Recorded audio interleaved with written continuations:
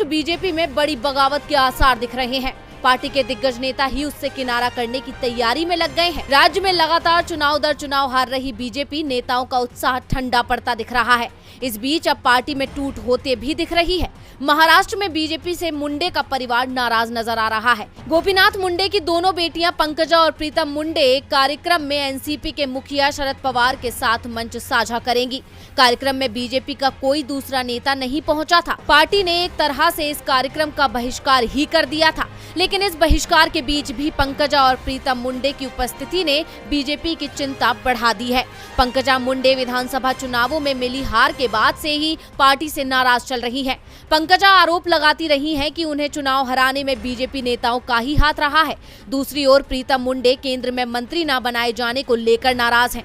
बीते साल केंद्रीय कैबिनेट का विस्तार हुआ था, जिसमें प्रीतम मुंडे को मंत्री पद मिलने की उम्मीद थी, जो पूरी नहीं हो सकी थी। ऐसा न होने के बाद दोनों ने मुंबई में ताकत दिखाई थी। बीजेपी के स्थानीय नेतृत्व से भी उनकी नाराजगी बढ़ती जा रही है।